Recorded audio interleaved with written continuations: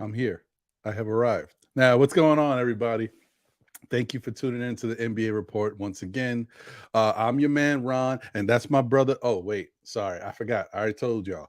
John and Jose are out because they're working. They got events that they're dealing with for the next couple Thursdays. So I'm holding it down by my dolo. You know how I do. I got to bring it to you however you can get it because the show must go on. You know what I mean? I wish I had somebody else here, but it's just me. Like there's nobody else you can expect. It's just Ron. Oh, wait. Hold on. Maybe there is somebody. Does Ron from Still Knicks Fans have a friend? Oh, Eru in the building. Let's go. What's happening, my brother?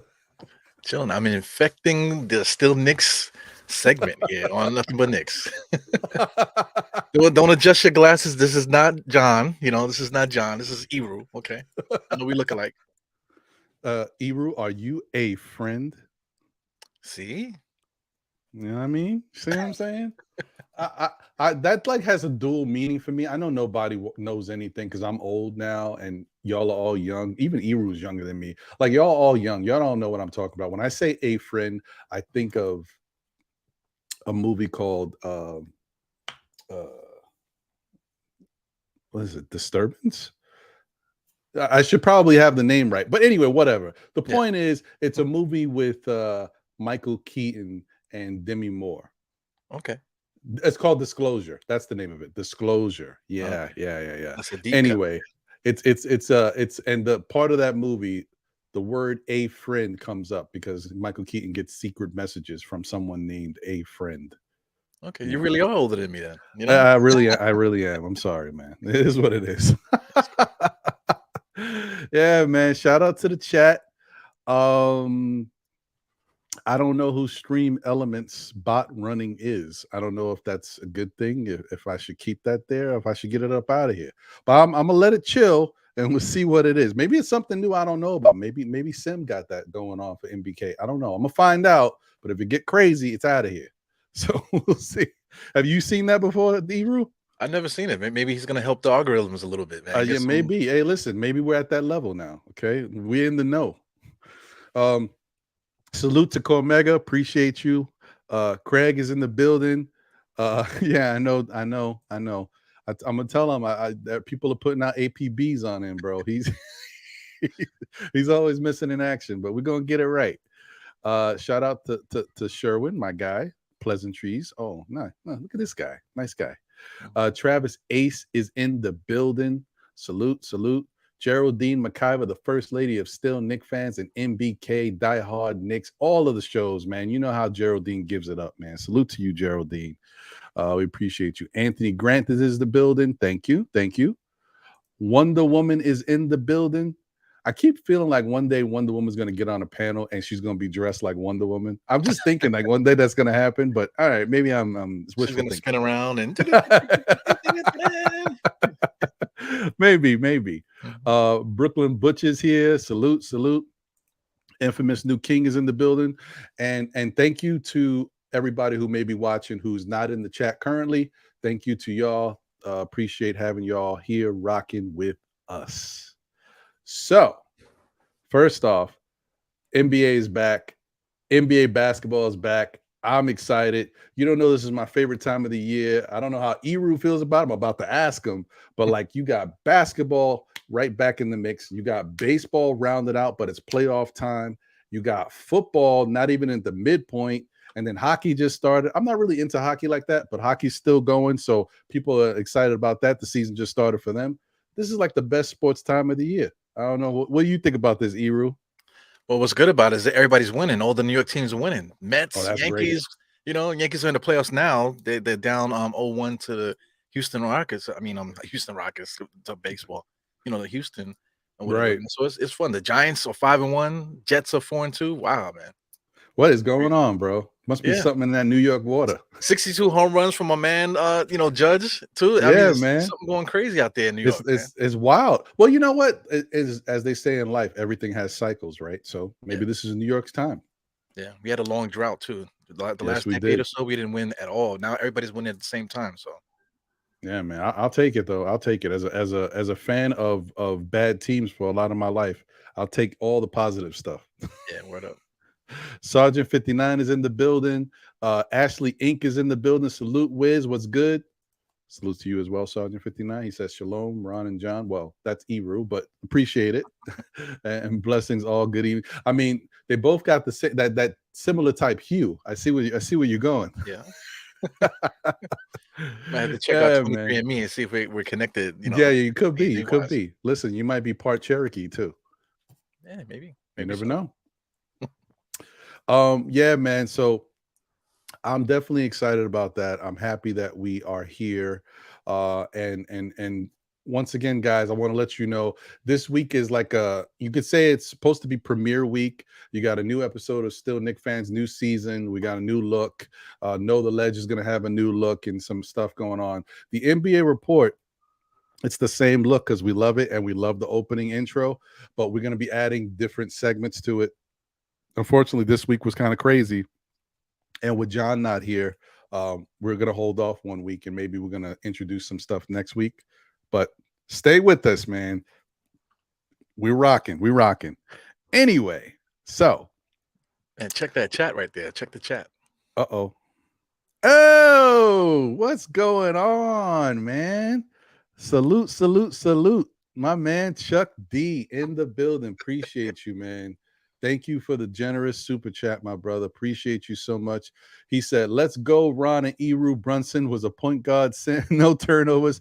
Hart give us something we ain't seen at the 5. Cam makes it difficult to keep Evan, yo. RJ will learn from game 1. Julius is necessary for leadership. Damn. That's the show. All right, guys. Good night, everybody. See you later. Dan, Chuck D, appreciate you, brother. Listen, that's kind of like my sentiments. I'm going to get a little deeper into it when I do the Know the Ledge show on Saturday morning because there's people, it's early, but Knicks fans, they're already jumping out the window. So we're going to try to bring people back down, get them off the ledge and back into the house. So if everybody's available, tune into that at 11 a.m. on Saturday, man. Hopefully we can bring some people off the ledge. So thank you once again, Chuck D, for the generous super chat. Appreciate you. Shout out to my guy, Travis Ace, as well. I think I said his name before, but I feel like I was missing him. So I want to make sure I said Travis Ace as well. Thank you. Thank you. All right, guys. So listen, it's a great start to the show. Great start to the show. Let's get it popping. So, Eru, I know this is, the NBA report and you're always talking Knicks, but I know you follow basketball. You've been here before and you filled in so eloquently, bro. What do you think so far? What are your first impressions of what you've seen so far to start the NBA? Is there anything that jumped out at you that you're like really interested in that you're like, oh, okay, yeah, this is cool. Or a player, somebody like you, man, like this guy is going to be nice. Anything like that so far? Well, absolutely. I'm looking ahead. I'm looking at Detroit. I'm looking at Orlando. So I was doing a lot of research with them. But, of course, the number one guy, Banchero, I think he had like 27. He filled up the whole stat sheet. I mean, that guy's he's the real deal. I don't think we've had like a rookie like that in a while. That can really this is starting off that way, 27. Like this, man. So I'm kind of scared of the dude, man, because if you look at Orlando too, they've been building slowly through the draft and stuff. So they have a couple. They even have Bol over there. They got Mo Bamba. They got a couple pieces over there that are intriguing, man. So I'm interested to see what they do. Of course, Jaden Ivey and Cunningham and stuff like that. That's nice too. So Mhm. I can only look ahead on the Knicks schedule. I can't really get too crazy with the rest of the NBA right now, right at the moment.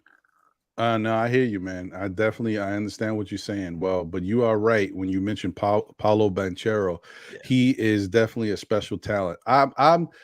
You know what's funny to me is like I'm a Duke fan, right? So I guess I'm spoiled because I've been a Duke fan since I was young, and so Duke has a tradition of always getting all these star athletes. So I've seen everybody come in and out of Duke, yeah. and we've been rocking ever since. And it's like alumni is crazy, right? But with Paolo Banchero, for whatever reason, I don't know if it's been busy or whatever, but I didn't catch a lot of his games. I've seen highlights. We've done breakdowns for him during the NBA draft, but it's something about actually watching him now on the court and I just didn't. I knew he was good, but I just didn't know how good he was gonna be in his rookie season. Like to start, was he gonna hit the ground running, or was it gonna take him some time to get acclimated and get comfortable? This kid is nice, B.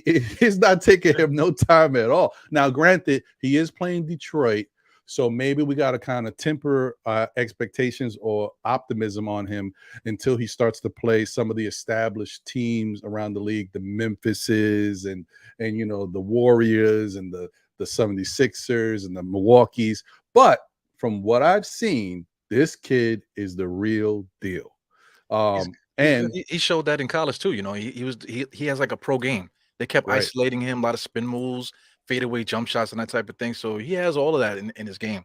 But it's right. the poise in him, man. The way that he just makes guys back down and make them do what he wants to do.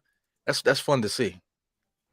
Definitely facts. And he is the first player since LeBron James to have a stat line of let's see was it again? It's 27 points, 9 rebounds, 5 assists in his first rookie game. Like those are incredible numbers in your first game. And you think some people might be a little nervous or something. This kid was ready. He had 2 blocks too. He's Man. a beast, man. He's a beast. Yo, he really is. And what makes him special, which I think some people like the people who watched him or who are real basketball junkies, they know all of this. But for the average person who just looks at basketball, see who's a good player and likes what they do on the court, you may not know like this kid has great anticipation and great like footwork. His feet, the way he moves is what people point to like that's why he's going to be special because he's just so quick. Like he's not fast. He's just got quick feet, like great first step, like good. Like it's one of those things you can't teach that stuff. People are just blessed with it. Yeah. Yeah. Confidence So too, man. And then that name, Banchero, that dude's gonna sell a lot of freaking sneakers, man, when his time comes, man. He's gonna make a lot of money in this NBA. Big time superstar yes, right there. yes, he will, man. He's definitely he's a special one, man. So Yeah. definitely, guys, stay tuned for Paolo Banchero. I mean, we're gonna, as Knick fans, we're gonna see him soon. I think we're gonna see him on Monday, but it's definitely somebody we gotta pay attention to because this kid is gonna be special, and I definitely think he's one of the front runners for Rookie of the Year. That he's not one of those early things like you can't say that. Oh no, Paolo's gonna be there. Yeah, absolutely. Um, Yeah, I gotta so say, man, it's tickling my tongue, man. Me and Chuck D are on the same mixtape, man. When we did the Big 15 mixtape, he did like a couple of ad libs in there. I also did an ad lib too, so that I'm geeked. I had to say it, man, because I know he's oh watched really? it, I so didn't see. yeah, I'm glad you said it because you know what? I didn't even know that. yeah. The So Big that's 15 with dope. Evergreen and Dio, Dio. They did Uh the huh. mixtape or whatever with the beats and stuff, and I happened to be featured on the same mixtape as Chuck D. That's incredible to me. Anyway, It's that's crazy, bro. And really the funny thing is when you say something like that, Eru, that just lets me know, like, I mean, there's so much that's gone on in this Nick community that even though I've been around for 2 years, I feel like I'm still late to a lot of things. There's so much stuff right. that's happened. Yeah, so it's pretty dope though. Yeah, That's you've cool. been around. You and John have been around so long that I feel like you guys have been here since the beginning. You know. Yeah, but it's Yeah. crazy. Like I feel like I've been here, but I was watching them. I wasn't Right. part of the community. So yeah, that's cool though. Yeah. Yeah, man, definitely great, man. And Chuck D's a really good supporter of the Knicks community. You know how he gives it up for all the shows, especially MBK and for Knick Fans TV. So Right. once again, salute and shout out to him. And listen, I don't want to keep going on about him, but Chuck D knows, man. Just when he gave Still Nick fans a shout out a long time ago as a show that people should tune into on Twitter, Yeah. I was geeked. I was like, that's enough for me, man. So I'm good. So shout out to the chat once again. I see there's a couple more people in here. Mets, Knicks fans, let's go. Appreciate you. We surveyed 100 people's here. Williams in the building. Rudy A is in the building. And Tree City Gaming is here. Thank you guys. Thank you guys. Smash that like button. Show your love, not only for Still Nick fans, for Eru, and for MBK, man. The whole network, the MBK fam, we are in the building. Appreciate y'all. So, that's one of the things that I'm talking about when I'm thinking about these impact players, the special things that are happening, and you hit the nail on the head when you're talking about certain guys around the league. Eru, another guy that I thought was going to have a big impact this year as well. Maybe he's going to start off a little slower. He's definitely dealing with a different skill set. He's also smaller. Like Paolo has all those skills and he's tall. Is Jaden Ivey. Right. And don't get me wrong, in Jaden Ivey's first game in the NBA, he had 19 points, 3 rebounds, four assists, and 3 steals. So not too shabby in his own right. It's just any other time that would look like, okay, that's a really good first game. But when you see that he's in the same game and Paolo's playing on the other side, it just don't look the same. Right. He's nice too, man. He reminds me of Spreewell, Jaden Ivey. Everybody keeps saying he's a point guard, and saying I don't think Jaden Ivey's a point guard. The point guard is Cunningham. Cunningham had 10 assists the other night, 18 and 10. Wow, And then Jaden Ivey, I think he does a really good job of getting in passing lanes. He had three steals, and he's unstoppable, almost as unstoppable as Cam Reddish going to the basket on the fast break, man. Almost, man. He's almost there. I see what you did that. And let me tell you something, guys. We're gonna get in. I know my fellow Knicks fans. We're definitely gonna get into the Knicks. You guys know how it goes. We get around the NBA, and then we start getting into the Knicks, and then we don't stop until the show's over. But yeah, there's some really good things to talk about from that Knicks game. There's some other things that are, there's some work that needs to be done, but it's definitely going to be something that's positive, I think, overall. And it's the first game, so nothing to get too crazy about. We're going to be all right. So just looking around the NBA, let me pull this up for you guys to see. As I said, as we get going in the future, we'll have some stuff up, so I won't have to pull this stuff up. You'll just see the slides come right on in. Let me get this going for y'all. Welcome to live television. You know what I mean? That's it. This is the magic right here. Yeah. This is where it all goes down. The adventures of live streaming. I go through all kind of stuff. The other day, I popped off the stream because the internet just popped out. Like, no. But you got to maintain your composure, and the show must go on, man. You know how it goes. Yeah, I know how it is, man. Last week, I did 6 minutes with no sound, and the picture was getting crazy. I couldn't hear anything. It was nuts. Yeah, but that's live. All right, so hopefully that's good. Good enough that everybody can see it. And let me do this. I'll blow it up one time, and I'll bring it back for everybody. Go here, boom, there you go. So just take a quick look at that, everybody. So as you can see, people was getting busy last night. It was like, you would think that maybe the scoring output might be a little low because it's the first regular season game for a lot of these teams. No, some people caught fire. Okay, so here we go. Guys got loose. Look at Atlanta. 2 guys with double-figure assists with Trae Young and DeJounte Murray. Now, I'm glad you brought that up, Eru, because I was going to ask you about that.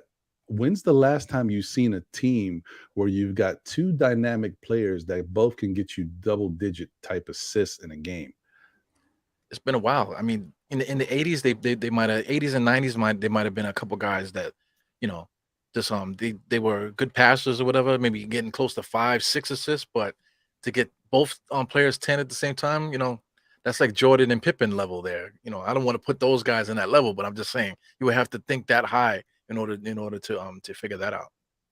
Yeah, yeah, it's crazy, dude. Because I honestly, I, I don't like this is something that can happen on any given night, but this is an anomaly. Like, because it's Yeah, really tough for two players to be able to distribute the ball at this high of a clip. You know what I mean? right. But yeah, but kudos to them. I mean, that's a nice little look right there. 13-11. I don't think it's been so long since I've seen that. That's interesting. Yeah. Um, but as you can see, like uh DeMar DeRozan got busy, man. 37 points. I mean, he just did what DeMar does. Like when DeMar knows that he's the man on the Bulls, and I don't think they had what's his face is out. I always forget his name. It just Oh, Zach blanks my Levine. mind. Zach Levine, yeah. Mhm. He was out. So when he's the man, like he really takes his game to the next level. And it's weird because everybody on the opposing team knows he's the man and they don't stop him. He Right. can just get whatever he wants. So what do you think it is? You think it's like stem cells or something like that? Because I don't know how these old guys are still scoring like this. You Dude, know, I don't know. I don't know what it is. he's playing It, better now than he did in his early career. You know, he's incredible. So a bunch of guys it's that are nuts. playing like that. I mean, LeBron had his regular monster night. You know, for his debut on day one on Tuesday. So I don't know Hmm. how these guys can maintain the, you know, because I mean, basketball is an unforgiving sport. You turn one way, like Suggs the other night. I thought Suggs blew his leg out, you know, and he came back and had a good game. So something's going on, man. Something's in the water, in the Gatorade or something. I don't know. Yeah, it's definitely it's crazy, bro. Like I mean, with all the money that these athletes make and so much money the NBA is making, the conditioning and stuff that these guys do, and you know, I mean, look how crazy things have. I mean, Steph Curry sometimes sleeps in a hyperbaric chamber. Like what? Yeah, LeBron takes a trip to Germany sometimes. I don't know what he's doing over there. You know, You're right. he's sleeping Yeah. in the Is back it, cave it or something out there. is it even LeBron? Like, is this the clone? El clone. I don't know what's going on. Like, man, you know, these guys got so much money, they could be doing anything. We wouldn't know.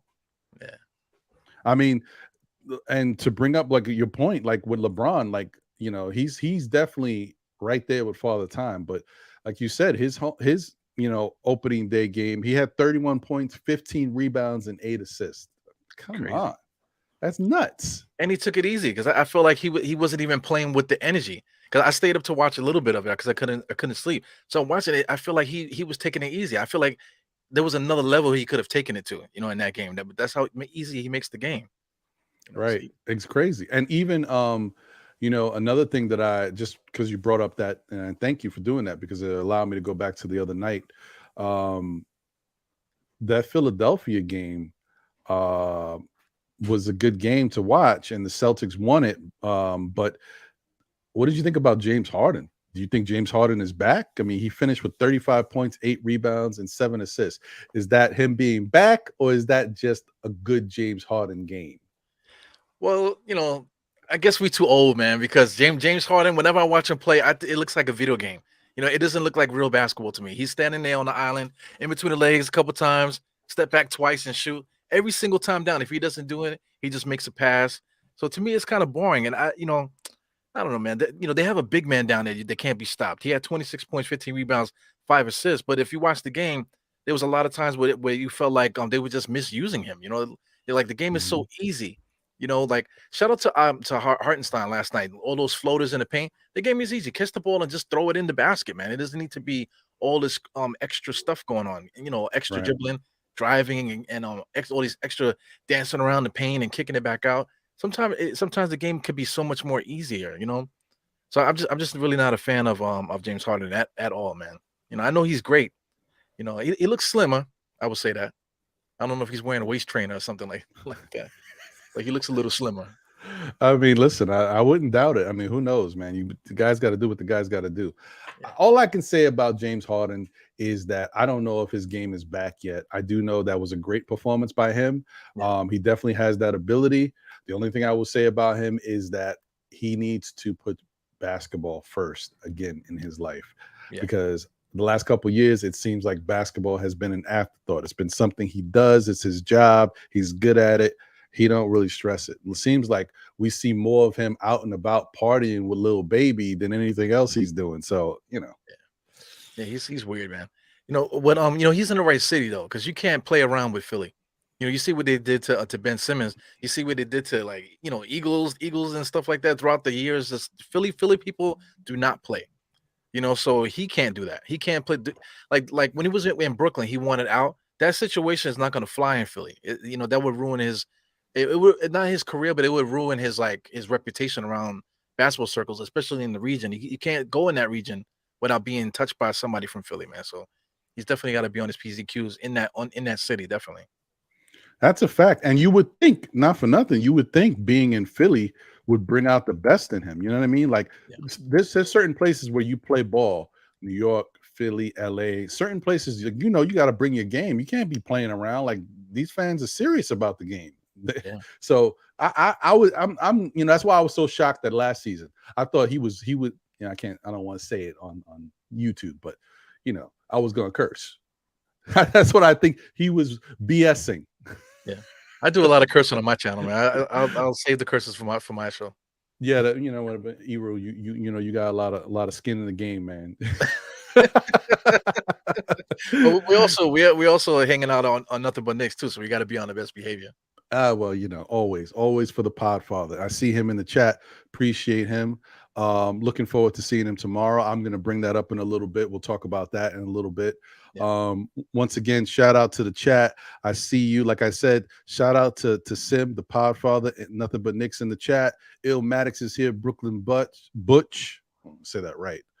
Brooklyn Butch is in the building. Ruffin Fam, El Servi, Dwayne Dennis is here. Mozilla's in the building. Salute, Mozilla. Appreciate you.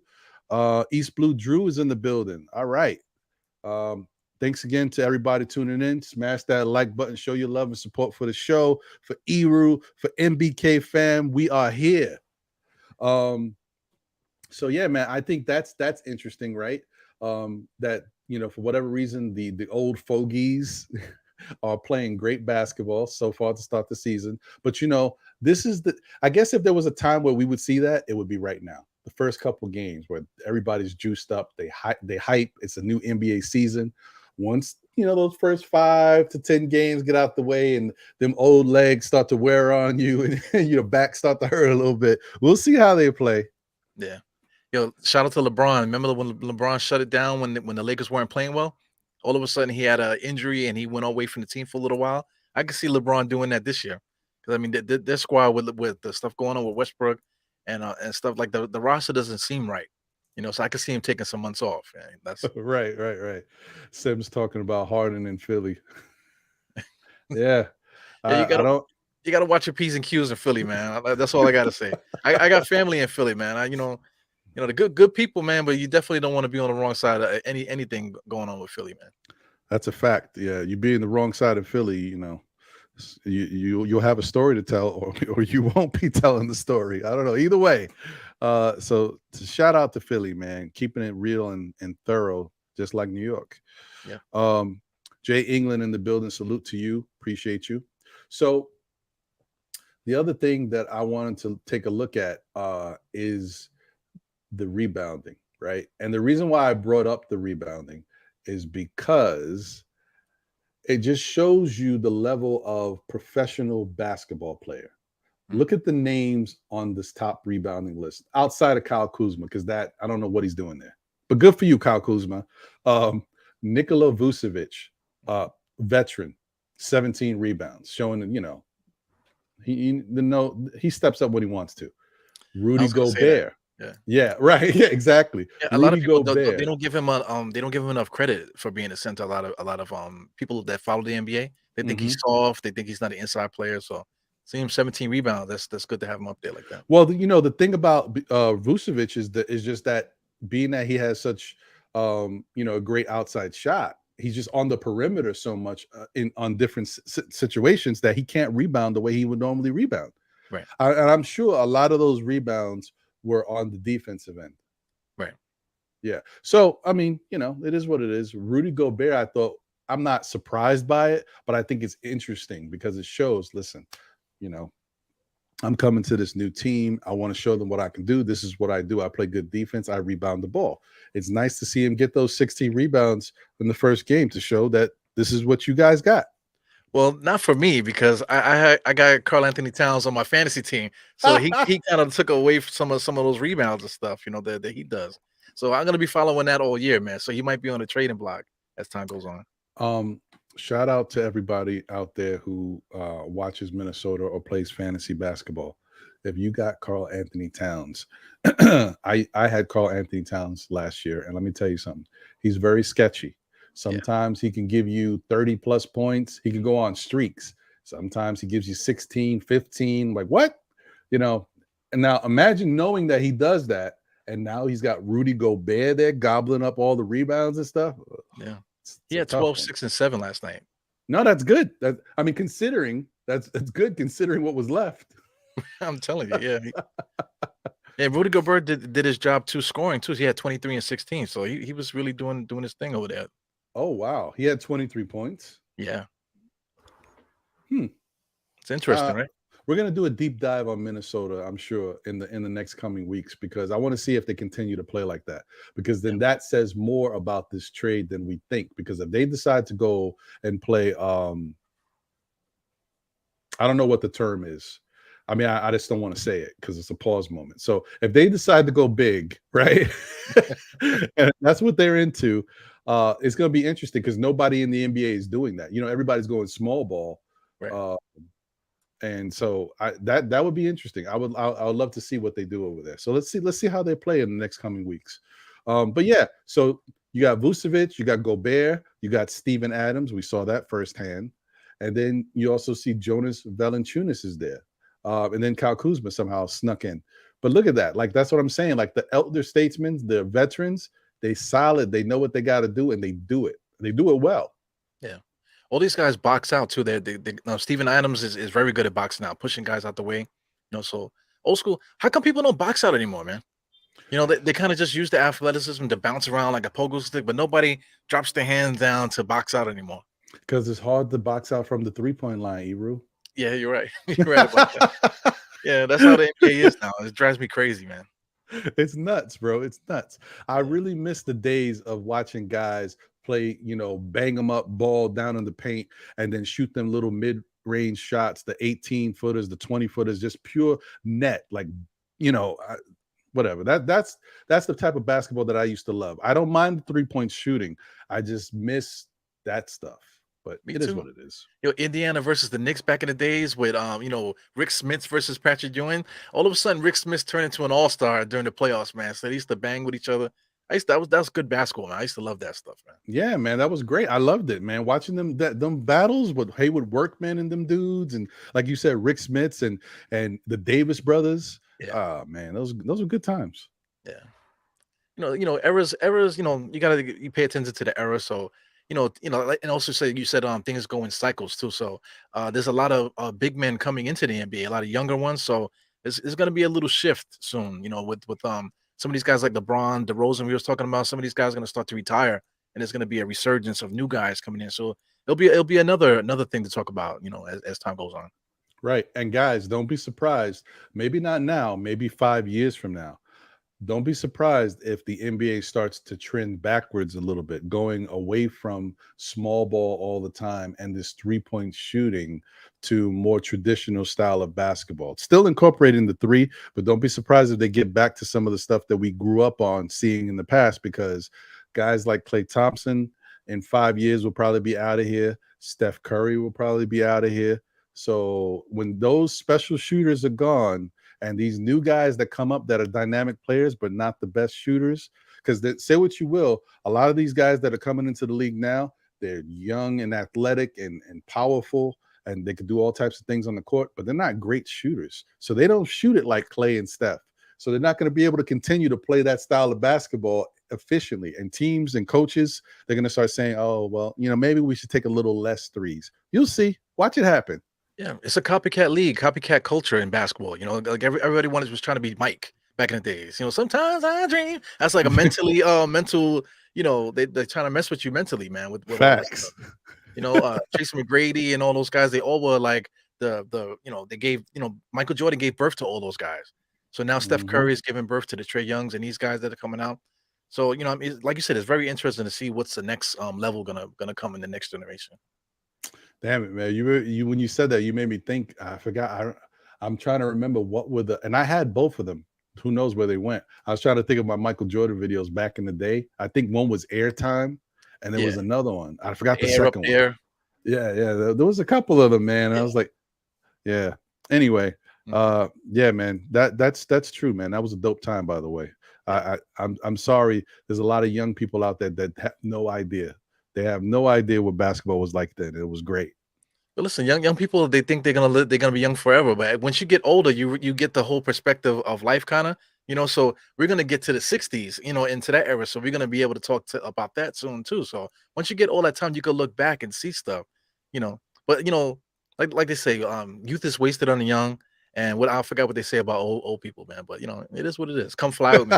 That's another one too. Come fly with me. Yep, that was the other one. Hey, it's gonna be really funny because, and like you said, and when we're in the '60s, it's gonna be a time where people are like, yo, LeBron was a bum. Like this dude, you know, Michael Yeah. Turner, this dude's the new LeBron. He's nice. It's gonna happen, B. Listen, they're gonna say Michael Jordan. Jordan who? Like they're gonna be like, who's that? 'Cause it's gonna be some dude from India. You know what I'm saying? Yep. That's from Jackson Heights in Queens. It's gonna be like the greatest basketball player of the generation. It's crazy. It's That's how crazy. that's how it Everything goes. changes. Yeah, Yep. man. I can't wait because I know that it is what it is. And I'm gonna be a crotchety old man, like, y'all don't know basketball. Yeah, man. Yeah, man. So as you guys can see, that's kind of the stuff that took place so far in the NBA. These are some of the stat leaders. Um, and looks like the NBA is off to a nice roaring start. It's the usual type of thing we would expect, man. I'm really excited for what I've seen so far, and I'm really just happy that we're back to seeing basketball, man. It feels like forever when there's no basketball, not for nothing. I know, Um, but the off season is for me now. I like to talk, so we talk about all kind of stuff during the off season. So I kind of like that. But to get it back to the game, and for especially from our region, there's like no drama. We got no drama. So all the dramas on other because Detroit, I think they got some kind of drama going on too now. So we like the only franchise really that doesn't have anything going on aside from basketball. So in a way, it is very good to have the NBA back because we're like Mary J. No more drama. No more games and nothing like that. You know, yeah, that's true. I mean, listen, it's a nice time, man. It's a nice time. I mean, thankfully we grew well, yeah, thankfully we grew up for the most part in a time where the internet wasn't really prevalent and there weren't no camera phones and all this stuff. And the reason why I say that, I know this is kind of a little bit of a sidebar, but it has everything to do with basketball and all sports because I was just looking at a commercial earlier today, and it had a picture of Keith Hernandez, and Keith Hernandez was on the bench in the dugout in his Met uniform smoking a cigarette. I'm like, what? yeah, it's Like, crazy. it's crazy. Yeah, Vlade So, Divac used to be a chain smoker. He'd be smoking outside in the parking lot, like at halftime during games and stuff. That's crazy to me. I mean, that's what I'm saying. These dudes, they played sports like Babe Ruth. What Babe Ruth did, like and this dude was hitting home runs like crazy. So Yeah, I know. Yeah, and shout out to pitching, Michael Jordan. pitching great too. Yeah, doing everything. Shout out to Michael Jordan. Remember, he was talking about the old Chicago Bulls when he first got there. They were like doing everything at halftime, smoking, drinking, doing drugs in the locker room while he's there. That's Nuts, man. That's just that's how just it the was. culture. Yeah. Yeah. I mean, because back in the day, also when it comes to any sports, like these guys in the very beginning, like they had 9 to 5s. Word they, up. would, they would be working regular jobs and then going to play sports. So Yeah, even take real it people. socially too. Back in the days, 40, I'm not, the 40s and 50s, whatever. You're talking about segregation and stuff that going on down south. Could you imagine having to deal with that? Yeah, and then coming in and play basketball game?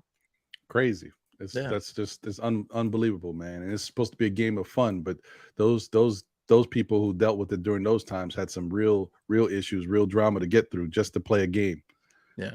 So, it's important to remember those things because that'll get you going forward. Hmm, hmm. Doesn't it pain you sometimes, man, when like say they just did a segment with Patrick Ewing. He was reading, he was looking at a video of his players. They were asking him, "Oh, who's this guy? Who's this guy?" And they showed him pictures of John Starks, pictures of Gerald Wilkins and stuff like that. I expect them not to know Gerald Wilkins, but they didn't know who Oakley was and stuff. So that hurts me, man. That hurts me. So It's crazy, bro. yeah.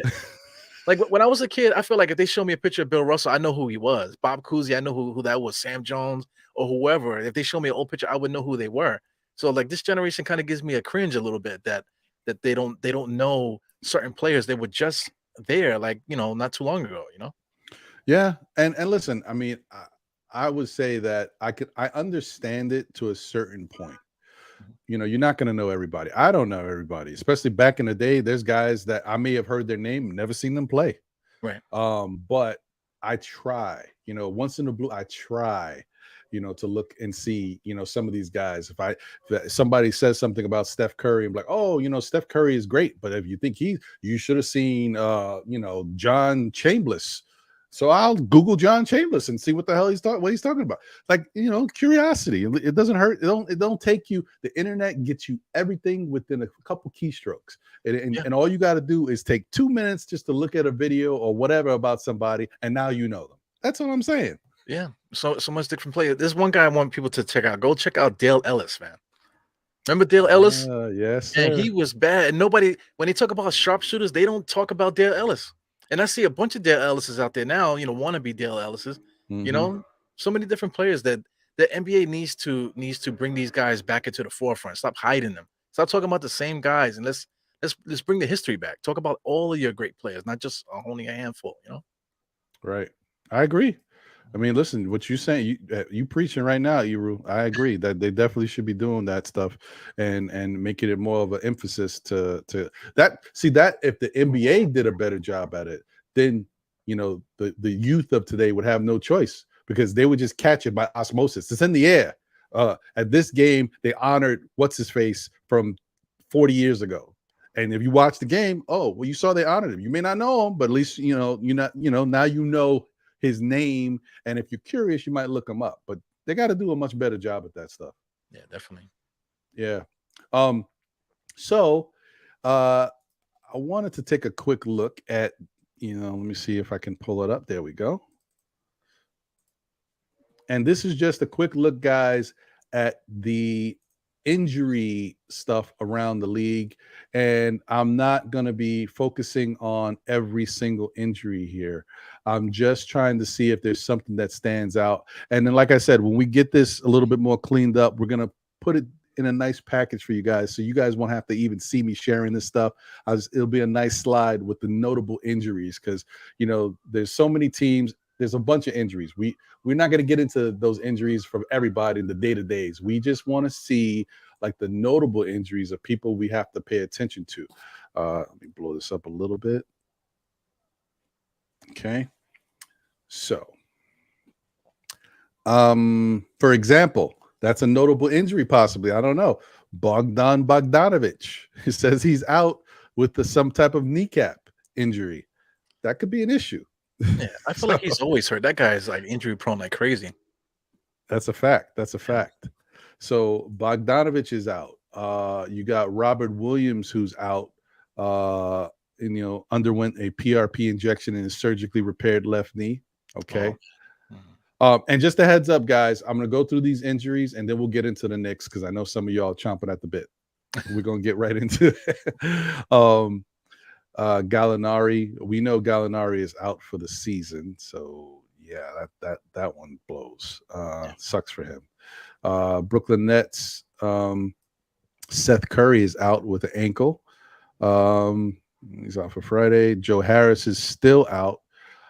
Joe Harris's injury, I don't know, man. When you out so long that you basically lost most of the whole season last year and you still haven't been ready to start this season yet, that's a tough one. I don't know. TJ Warren is in the same boat. I think I don't know what happened to him, but I think he had a knee injury as well, and then he had a setback on top of it. So he hasn't played in almost 2 years either, man. So I mean, it's a different world now. Because I mean, back in the day, I mean, we keep talking about back in the days, but I feel like Patrick Ewing, he must have had a couple season-ending injuries, throughout his career. But he was just dragging his legs down the court, turn around, jump shot, swish. You know what I'm saying? Different. Yeah. I mean, we're definitely in different eras. Back in the day, we don't even know everything that these guys went through to get out there on the court. Now, with basketball, we could guess. We don't know for sure. Baseball, I've heard some things, but football, those dudes would doing all types of things, tape and patching stuff up, getting shot with cortisone and all types of things, numbing shots so they don't feel nothing like that. Football players did a lot of crazy stuff back in the day just to get out there. Yeah, you want to talk about tape? The guys would tape their quadriceps. They have dislocated, detached quadriceps, and they just tape it together to make sure that they can at least run a little bit. That's nuts, man. Oh, Yeah. jeez. Damn. The Warriors, man. Warriors. Mhm. So LaMelo Ball's out with the ankle. Cody Martin's out, quadriceps. Like I said, we're just kind of running through it so people know. And then if there's a certain players on certain teams that you're like wondering what's going on with them, at least you know that they're on the injury report and they probably won't be playing. Zach Levine, as we said, was out in the last game. It's a knee, and it doesn't really say. So I guess it's not that serious. He's just out right now, so he'll be okay. Lonzo Ball, on the other hand, he has a knee issue, and we already know that issue has not healed properly. He's still dealing with certain issues. He had a setback in training camp, so we knew that he wasn't going to be playing. Who knows how long that is. I remember they had put out a report, but it doesn't say here, so they should really update that and do that and make it easier for us. But Yeah, he had a minor surgery on his knee and stuff. So that's whenever you have any kind of surgery and you lose a little bit of tension in your muscles in your legs and stuff. So he'll be back. Hopefully. yeah, and the funny thing, I was looking. I placed a careful wager yesterday on Darius Garland. I was like, damn it. What happened to him? He only played like 12 minutes. I was like, oh no, he must have got hurt. I was like, the first thing I saw was like, was he in foul trouble? And then once you see that he's not in foul trouble, you're like, damn it, he must have got hurt. Yeah. So yeah, unfortunately, I guess he butted heads with somebody on the other team. He got hit in his eye and it kind of opened up a gash. He was bleeding, and then he never came back in the game. But he will probably be all right. Maybe I don't even know if he'll miss a game. He'll probably be back for the next game. But if not, maybe just miss one game. He probably just had to get stitches and help close that wound. Big surprise there with Dallas. Frank Ntilikina is day to day. I never would have guessed that. Yeah, never I would have bet you guessed it was like that. a groin injury or something like that, right? How many times did he injure his groin throughout his career? Right. So yeah, Ricky Rubio is out due to a knee issue. Hopefully return sometime in December. Okay. So as you said, Ntilikina is out day to day, Bertans day to day, Facundo Campazzo day to day, Jamal Murray's day to day, but he played in this past game. But I guess Yeah, he was a shell of himself. He had no lift or nothing. He was dragging around. Oh man, that's sad. I didn't see him yet, so I haven't seen the highlights. I definitely want to check out how he looks out there, but that's not good to hear, man. I hope he can get it right, because if not, he could be done. I hope he's not done. Still early to say that, but I hope that's not the case. ACL injuries, now is a little bit easier. You can train and stuff like that, but it's never right, man. It never gets right. I tore mine's like it's getting close to 20 years now. The last time when I tore my ACL, but it just never ever gets right, man. When that Jeez. happens. Jokic is probable for Friday. He's gonna play. I'm not Yeah, gonna continue reading that. yeah. He's a warrior. Alec Burks is out. Isaiah Livers, Marvin Bagley with the knee. I know he's gonna miss a couple weeks. Andre Iguodala. Okay, well, when does he ever play? He needs to He's retire. he's usually out on the bench. So I Yeah, don't maybe get know. him a walker or something. Get him up out of here. Right. Patrick Baldwin Jr. He's out. Ty Washington is out. Oh, I mean, I don't know how much Ty would do on Houston with all them young guys they got over there, but Tate has an ankle, is out Friday. That's probably like something that is not too big of a deal. Naismith, Tice, Jalen Smith. Jalen Smith is questionable for Friday's game. Okay. Turner is expected to miss at least 1 week, suffering an ankle sprain. All right. Wow. Reggie Jackson is considered probable. Okay. Then we got, I don't know who Cole Swider is. Sorry. I'll look him up. LeBron is day to day. Now I would say LeBron will probably play the next game, but you know what? Now that he is older, he might take a game off. They might have to really manage him if they're trying to do anything this year. They might have to hold LeBron out a couple games here and there. Yeah, but the games against the Clippers, you're talking about guys that are like in the same area. That's a So you, tough one. Yeah. yeah, rivalries, and then of course seeding in the playoffs and that type of thing. So Hmm. you have to be So he careful might with he that. might find a way to get on the court and kind of do a little something here, then act like a decoy at some points. We'll Yeah, see. yeah. Anthony Davis, day to day. Who would have guessed it? Anthony Davis is day to day. Mhm. His back. It's tough. Thomas Bryant is out with a thumb. He had surgery, so I know he's going to be out for a little bit. Dennis Schroeder with a thumb, 3 to 4 weeks. Jeez. Troy Brown Jr. Man, you talk about a bad story. Dennis Schroeder's story is so bad, bro. Turning down 80 plus million and then playing for 9 million or even less. I think he's playing for less this year. Right. And that's just crazy. He bet on himself. That's what they tell you. But now after that situation, they say, "No, take the money." Now you hear people saying, "Take the money," and forget that betting on yourself stuff. Yep, yep. That sometimes you got to be careful. So let me breeze through these. Zaire Williams was out. Dylan Brooks was out. Jaren Jackson Jr. was out. These are all kind of day-to-day type things. Danny Green, well, that's a more serious thing. He's still recovering from last year's injury that we kind of saw, the gruesome injury in the playoffs. Right. Um, Miami Omer Yurtseven, he's out. That was nice. Victor Oladipo is out. um, what else we got here? Another one, Milwaukee Bucks. Chris Middleton still out with that wrist injury from um maybe the middle to the end of last season. Mhm. Like that's something lingering too. Yeah, wrist injuries are no good because it depends on what happened. Sometimes when you get a wrist injury, you feel like your wrist is dislocated. So playing basketball, flicking the wrist and stuff like that, that could be a problem. So he's probably going to be out for a little bit.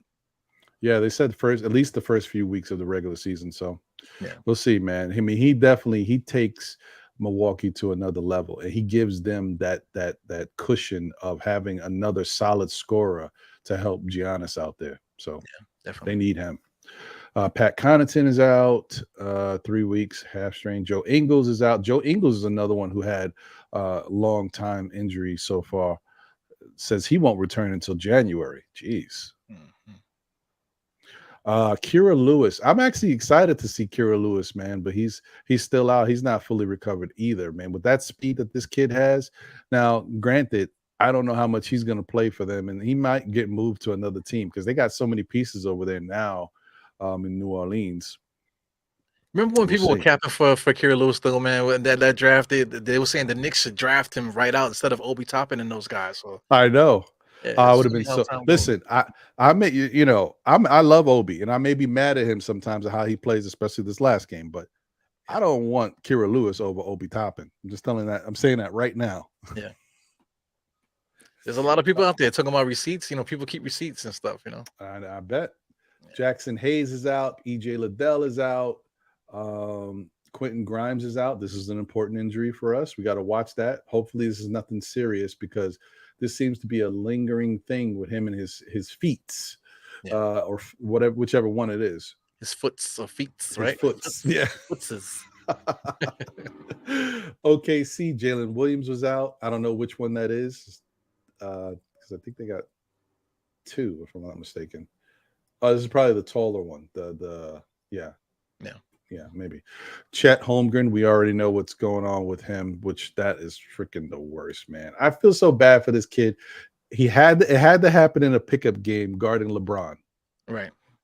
Oh It my might be a gift to him though, because a guy like Blake Griffin, he got hurt early on. Even say Julius Randle got hurt early on. He had a little leg injury. Sometimes having that year off, especially somebody like him that's so skinny, maybe he'll be able to get some conditioning, build up his body a little bit for an entire year with the NBA staff. Maybe that might be a gift for him. El Surrey said Kadarius Grimes. Yeah, man. Hopefully he don't have that type of injury history. Yeah, that's not good, man. That's definitely not good. Ugh, man. All right, so I'm gonna breeze through the rest of this, and guys, once again, I'm just giving you like the full rundown of this because we're probably never gonna touch this as an in-depth injury report ever again. But it's the start of the season, so just so you guys have an idea of what's going on out there. because I know looking at injury stuff can be a little boring, but at least that's, it's the start of the season. At least you know what's going on. Right. Orlando Magic, Jonathan Isaac is out. Who would have thunk it? Now, let me tell you something. I saw a meme yesterday or 2 days ago that said Jonathan Isaac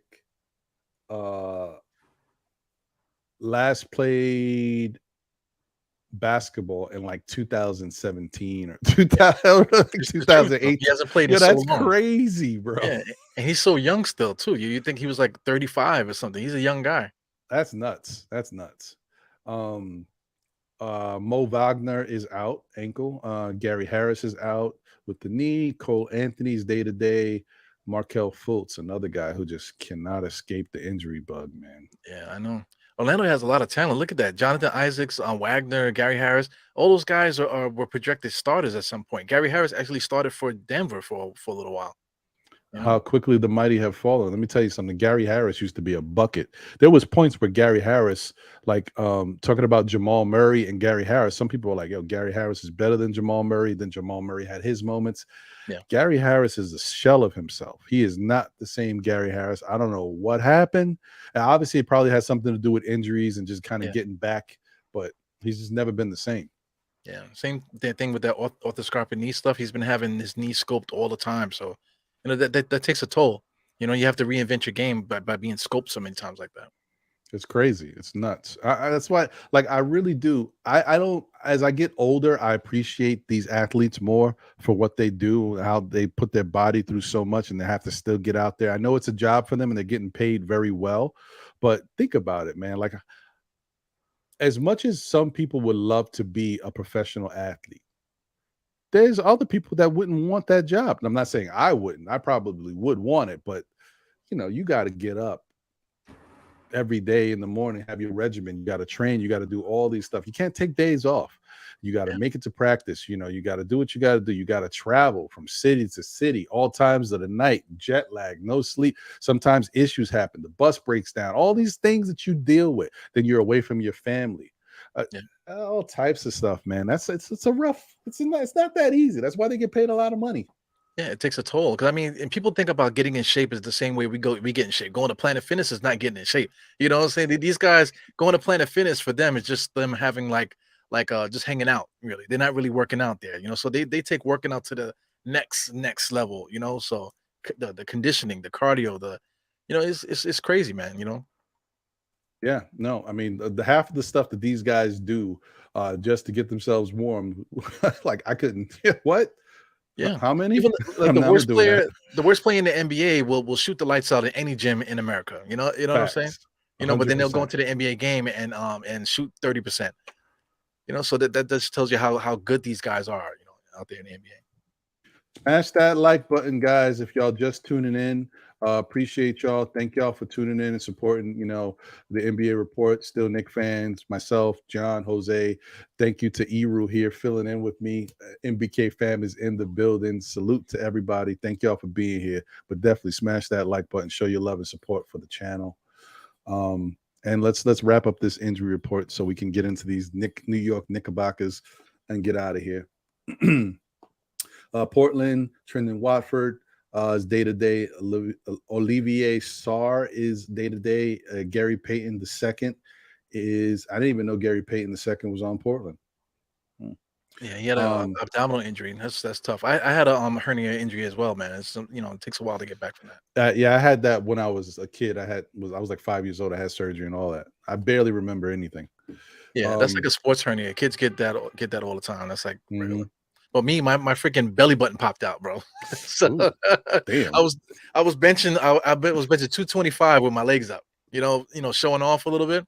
So when I put my legs down, I felt it. But once I took my shirt off to wipe my face, and my sister was with me, she was like, "Oh my God, what happened to your stomach?" I looked down and literally my intestines were sticking out my stomach. Man. Go have a good sleep on that one, man. All right, kids. Oh wait, there's no kids that should be watching this according to YouTube guidelines. So forget it. If you're squeamish, just deal with it. So yeah, and then Trendon Watford being day-to-day. I don't know how big of a factor Trendon Watford's going to. No, I think he's going to play for them because we saw Trendon Watford in the summer league. That kid's got some good game. Yeah, so I definitely know that he's a piece that Portland's going to need. Sacramento, look at them, fairly healthy, but the only person who's out is Keegan Murray dealing with the health and safety protocols. It could be worse, I guess. Yeah. Toronto, Kim Birch is out, knee, Chris Boucher, Otto Porter Jr., Utah, Uduko Azubuike, and my friend is Nigerian. That's the only reason why I know how to pronounce that. I mean, you're great at pronouncing names, man. That's a That skill is- within itself. Hey, man, I try. Washington Wizards, Denny Advija. Once again, my same friend. He likes doing that stuff too. Vernon Carey Jr. and Corey Kispert are all out. But of course, Avija and Carey are day-to-day. All right. So that is your NBK injury report, folks. An extended NBK injury report. It's going to be much more condensed going forward. Believe me. I appreciate it. I like to hear your voice, man. You're nice and smooth. It's like, Hey, listening to 98.7 Kiss back in the days and stuff. That's right. You listen to the sweet sounds of NBK on the NBA report with Ron and Eru. One day, man. That's my next calling, bro. My next calling. Me too, man, when you get it. Give me So yeah, man. These New York Knickerbockers, we are here, folks. Let's talk about this game. Let's talk about how y'all feel about it in the chat. I know y'all been talking all day. There's been a lot of Knick talk. Listen, my first impressions, the game started off like trash. I thought the Knicks looked like trash. I thought Jalen Brunson getting into foul trouble early was a bad sign, but I knew he was guarding Josh, so it is what it is. And then Mitch getting into foul trouble. Once I saw the both of them getting into foul trouble, I was like, oh man, we might get blown out. Right. But thankfully, Julius Randle held the torch. He held the Knicks down. He did what he had to do and kept us in the game. Because without Julius, I'm telling you, it would have been blowout city. So Julius was big. We know what RJ did or did not do. Just going running down quick. Hartenstein, who has struggled defensively in certain spots and struggled staying on the floor, like with foul trouble issues, I thought was remarkable yesterday. I know maybe people won't give him as much credit as I'm giving him. Let me tell you something. To me, Hartenstein played a phenomenal game. Yes, he wasn't perfect. Yes, he got beat a couple times here and there.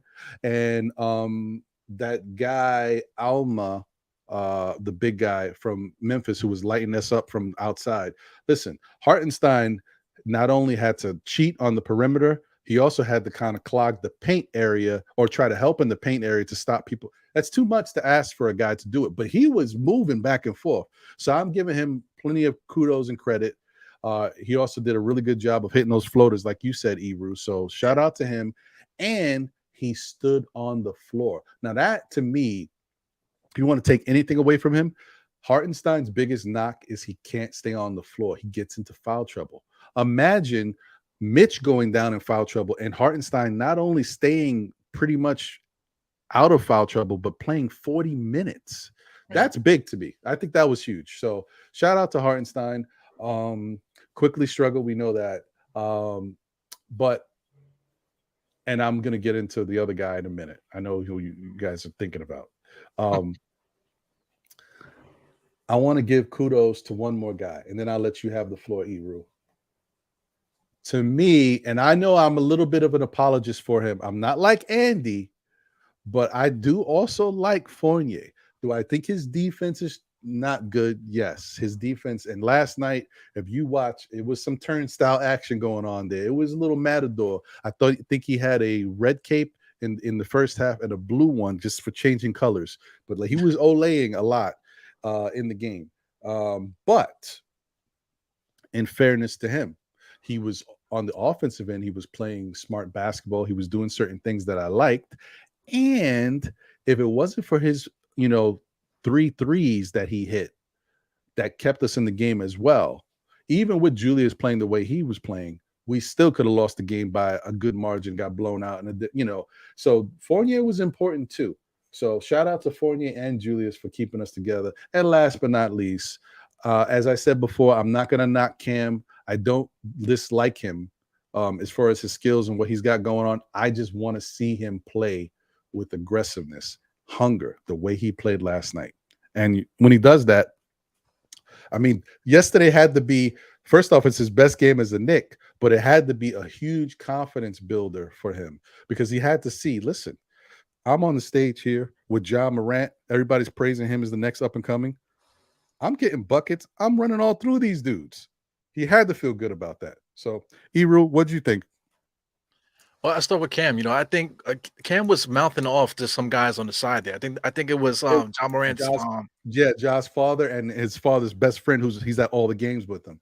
Yeah, man. So they were chirping with him. So you saw when he hit that 3-point shot, he was chirping right at them, pointing at them, throwing up gang signs, whatever he's doing, and stuff like that. So I think that got him going. Shout out to Cam. I feel so bad for him when he first came in the game. Remember he had that turnover for a layup. I think Jones stole the ball and he got a layup on whatever. So I thought it was gonna be like, oh man, this guy has like a gray cloud over his head.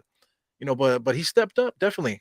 The counter argument with that is this Fournier stuff, man. So Fournier, I thought he played decent defense, man, all game. I mean, you can't stay in front of John Morant, but I think he did a good job, team defense wise. For what we were trying to achieve as a team, I thought he contributed well with that because, he was always on the ball to start the fast break whenever there was a turnover or a missed ball. He was always involved, so I appreciate that. He held us down too in the third quarter. So, going forward, of course, Fournier will be the guy to come out. Let's say if Quentin Grimes or Cam Reddish, if Cam Reddish keeps doing it, then you got to do something about that. Uh, you know. But I mean, you got to give credit to certain people. But one guy I can't let off the hook is RJ, man, 3 for 18. How many chippy shots did he miss, bro? Not even just like jump shots or anything like that. He was missing point blank layups right at the rim, uncontested. So if he would have made it, I did a report a little earlier, man. I counted like 16 points he left on the board, just chippy, wide open shots and chippy layups. So if he would have scored 8 points, we would have won the game, big time. So I mean, there's a lot of red flags to me with the Knicks, what's going on. But I think if everybody, because I mean, everybody's entitled to have a bad game. 82 games, we can't condemn everybody at this point. But if everybody plays well, not even great, if you play well at the same time, we're gonna be tough to beat. I think. Hmm. Yeah. No, I agree, man. Definitely. That's why I'm not too stressed out about any of this stuff because I know it's a long season, and I think my last prediction was that I think the Knicks are going to win 44 games. So it's an 82 game season. If I think they're going to win 44, that means they're going to lose some games as well. So it is what it is. And I'm not worried if they lose games at any period of time because there's also another period of time they could go on a hot streak and make up for those losses. And you just have to kind of watch it all play out and let Tibbs orchestrated system. Let's not forget Tibbs is a very sound mind, strong defensive coach, and he's got better weapons at his disposal on the defensive end. Say what you will about Hartenstein early on. Hartenstein is known for playing good defense, not only in the paint, but on the perimeter. You don't get the numbers don't lie if he consistently does it. So you just got to bear with him, let him get comfortable, right? Grimes has got to get healthy. If the Knicks are going to really make a push and be a good team, Grimes has got to be a big part of that because his defense is just, you know what I mean? Like he's one of the best defenders. So we need it. Yeah, I see Ramrock is calling me a hater for Cam, but whatever. So let's talk about hater. Let's talk about Obi. Obi, he was nullified, man. Obi has no strength to him. So I thought like it was a fairly physical game. So as soon as Julius came out the game and Mitch was in foul trouble, now you only got Hardenstein. So inside, when you were saying that Hardenstein was doing way too much, Obi Toppin was the guy supposed to be watching his back, but Obi Toppin is never in position to watch anybody's back down low, and he's just not strong enough. Shout out to that pass that Hartenstein threw over his head. I think that was one of Obi's own. I think was that Obi's only bucket. That was Obi's only bucket. That behind the back pass that he threw to Obi for the dunk. That was his only bucket. And then rebounding wise, he only had 3 rebounds, but nothing that's impacting the paint. Nothing that he wasn't doing anything to affect the paint inside. So that's alarming, man. I feel like we need to figure that out. I'm not into trading Obi yet, or anybody or trading IQ because, like I said, it's early season. Because I'm quite sure Obi the next game is probably going to get 25 points the next game. And then people are going to Right. be, keeping receipts, screen recording this conversation. Oh, look what you said, Eru. You know what I'm saying? But it's a long season and stuff. But I think that if you're gonna think about making the team a little bit better, we're definitely gonna need to figure out how we can get the second unit some help on the inside, or maybe just utilize Mitch a little bit better, in some form or fashion. Maybe run a big set, with Mitch and Hardenstein at the same time. Maybe I don't know. I don't know how that's gonna work, but we got to figure that out definitely. You're right. They definitely do. But I'm confident that um the Knicks are so far early on showing me something that I like to see, which is that you want to see them no matter what the game looks like in the beginning. By the end of the game, you want to make sure that the Knicks look like they end the game, Yes. like to the very end, like have a chance to win every game. That's Yeah. all I want to see, to be honest, because I know if you have a chance to win every game, the Knicks are going to win a good amount of those games. That's just Yeah. how it's going to play out. It's natural. But you got to be there. You can't take quarters off. The Knicks were one of the worst third quarter teams in all of the NBA last year. So Yeah. they cannot do that. Can't afford to do that. And yesterday, I think the Knicks did pretty good in the third quarter. They played even better in the fourth quarter. But I think they were okay in the third quarter. They were starting to kind of at least show effort. But the fourth is when they really looked like they got it together. Behind the play of like you said, Cam. Cam was incredible, Yeah. incredible. It was also a tale of two halves also because the first half, the Knicks were playing around in the first half, with Memphis, and then Memphis kind of took over in that second quarter. But that coming out of the halftime, 33 points in the third, 29 in the fourth, so we outscored them in that second half, so that's Tom Hmm. Thibodeau adjustments. So I wonder if it's Tom Thibodeau's coaching last year, or was it just the players around that wasn't conveying the message, or executing the way that Tom Thibodeau was trying to get them to do it. So now we have different people. We have Jalen Brunson, a couple other guys that leveled up, mentally on the basketball court. Some of the young guys that we have. So maybe that's key on why we were able to, especially after timeouts. Even he called a timeout, and we would score right after the timeout. So last year we had a big problem with that as well. So I'm really looking forward to that, to see that progression mentally on the game. Because a lot of times losing these games is like within a matter of a couple seconds, couple plays, just miscommunication. So Hmm. hopefully this year that will improve, and then we'll get a lot of these wins that we didn't get last year. I agree with you, and that's why I say that I try to always mention the fact that Thibodeau has better talent on the team this year overall, so it can help orchestrate some of the stuff he's trying to get out there, get done out there on the court. He's in a much better position to succeed. He just needs time for the guys to get comfortable. There's still a lot of people that are not necessarily comfortable. Because remember, not only are you're playing the same Thibodeau defense. Okay, that's fine. Everybody who's been here should know what that is. But you got new pieces, and you got pieces that are taking up minutes. Like Jalen Brunson is a new piece that has taken up a lot of minutes from a guy like IQ, who might have gotten more minutes last year. Guy like Rose, but for Rose right now, I don't think it's that big of a deal because Rose is still trying to find his game again, getting back to it. But you know, Hartenstein playing the way he's playing, I mean, he played 40 minutes, which I'm not going to nitpick. I don't know how many people have said it already in the Nick community, but you telling me that you couldn't have put Jericho Sims out there for 10 minutes or so? I Yeah, just don't know if I like the fact that Hardenstein played 40 minutes. Now, granted, he played well, and especially down the stretch, what he was doing out there helped them to come back.